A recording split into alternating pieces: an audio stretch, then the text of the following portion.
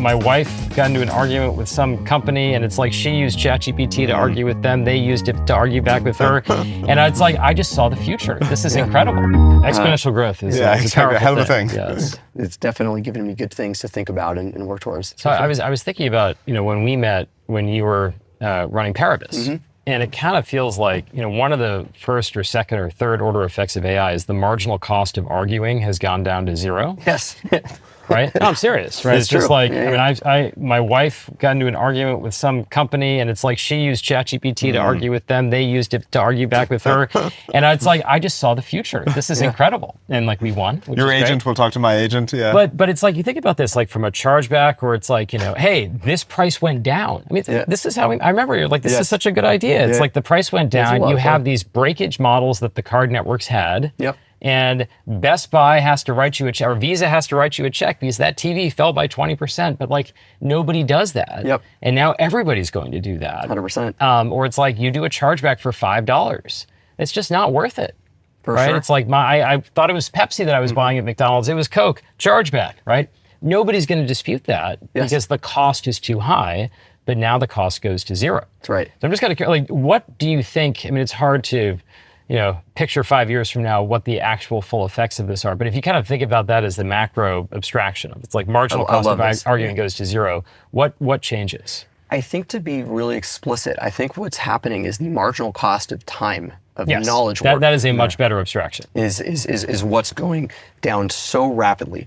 And I think about our customer base. Most of our customers don't have a single software engineer, let alone a software engineer for their finance team.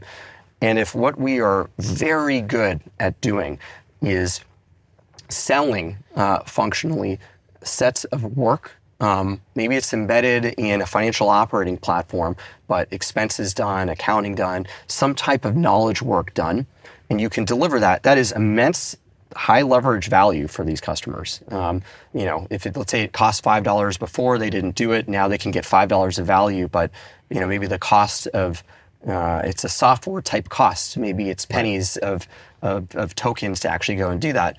That is a great business to be in because it's very high customer value. We can capture just a small amount of that and build this business. And when you go back to kind of the original insight of Ramp, we entered into this industry where it was very profitable, but it was not only was it misaligned, but people were fighting over like basis points. Every last dollar that went into rewards could have meant like tens or hundreds of millions of dollars in profit for the business, for them. But if you think about for a customer, let's say that in order to make one extra basis point as a business, you would try to incent them to spend $100 more for that customer. And let's say they buy something, that gym membership they didn't need, or that subscription keeps going, they have lost $100. It's gone out the door, and maybe they go to the gym, maybe they don't.